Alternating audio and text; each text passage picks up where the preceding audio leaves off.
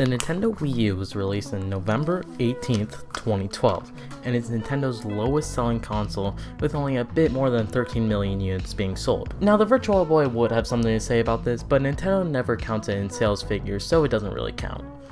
It's a weird 5-year period in Nintendo's life, because they went from doing smash hit, doing everything right, to confused no direction flop, to a smash hit doing everything right. Everyone writes off the Wii U as nothing but a failure with no redeeming qualities, but I'm not everyone. In fact, I may go as far as to say the Wii U is one of Nintendo's best consoles. Not the best, but one of the best. Here's part of my video where I try to seem unique and talk about the history of the console.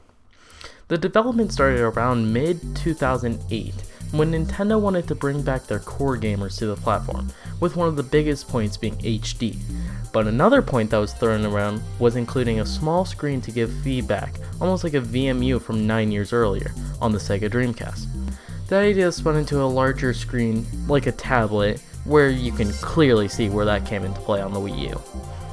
But these rumors coming out in 2008, only 2 years after the Wii launch, had people worried that Nintendo would just abandon the Wii, so Reggie at E3 2010 had to make the statement, quote, "The successor will not be launched in the near future." Oh, so this thing isn't the successor.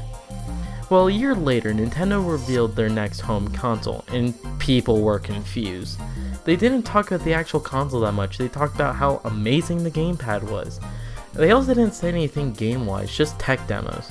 It was a confusing announcement that Nintendo basically spent E3 2012 explaining and showing off the Wii U, which should have been done at E3 2011. The Wii U launched with some decent stuff. The main games were New Super Mario Bros. U and Nintendo Land. I haven't played Nintendo Land yet, but from what I've heard, it's a very solid minigame collection. And New Super U is an amazing Mario game, just really basic. But some of the other titles, Madden, NBA, and FIFA, are strange to see as Nintendo launch titles. Hell, on Nintendo consoles at all. Darksiders 2, an apparently solid game, but still a weird one for Nintendo to release as a launch title as an M-rated game. Some cartoon-based games, and who could forget Sing Party or Game Party Champions. And the rest of the year did not have anything published by Nintendo, physically, that is. But I would argue later down the line, especially around 2013 through 2015, there were some amazing gems that get brushed over. Bayonetta 2, Captain Toad, Donkey Kong Tropical Freeze, Wind Waker HD, Mario Kart 8, NES Remix, Luigi U, Woolly World, Splatoon, Super Mario 3D World, Super Mario Maker, and Super Smash Bros. With an Amiibo Festival and Mario Party 10 sneaking in there. The only reason they're not as well remembered as the other exclusives on Nintendo consoles is because the games got either ported to the 3DS or the Switch, meaning all the good games are no longer exclusives, and most of the still exclusives aren't usually the best. But there is an entire set of the Wii U's game library that I failed to mention.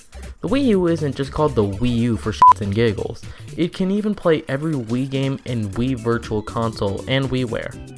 So when you buy a new console, you already have a gigantic library to be reckoned with.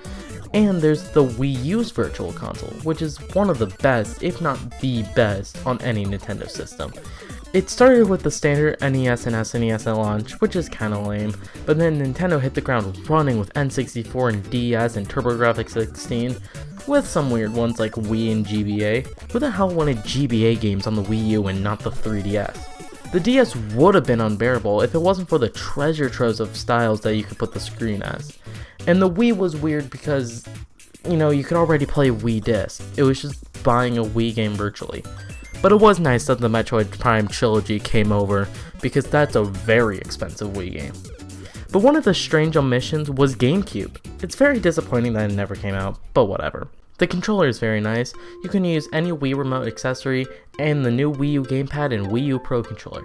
I don't own the Pro controller, and I already talked about the Wii accessories in my Wii video, so let's just talk about the gamepad. It's wonderful, it's one of my favorites. The mushy buttons, the very smooth analog sticks, and the big beefy shoulder buttons feel wonderful in hand. It's a perfect weight for a controller that big, and the screen, while very easy to smudge and get fingerprints on, looks very nice without messing out on any details in the game. Hell, my preferred way is on the gamepad looking down at the screen. Alright, now it's the part of the video you really wanted. Emolga, why did the Wii U fail? Well, that's a very easy question to answer. no one knew what the hell it was. When it was revealed, people thought it was just a tablet for the Wii, like a first-party U-Draw. No one saw this as a new console, and the people who weren't informed about video games as much probably thought it was nothing more than an upgraded Wii.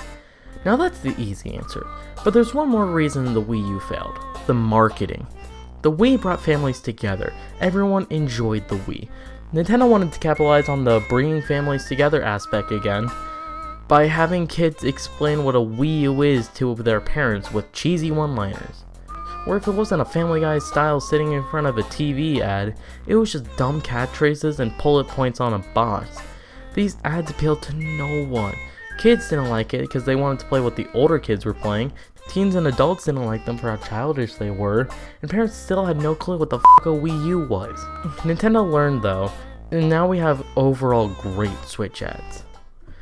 I do think if it wasn't for how poorly the Wii U was shown off and marketed, it would be seen as one of the best Nintendo consoles. But alas, the Wii U will always be known as the lesser Wii. It's still one of my favorite consoles though, mainly for that virtual console and the Wii U exclusives it has to call its own. Join my Discord, follow me on Twitter if you haven't, and I'll see y'all next time.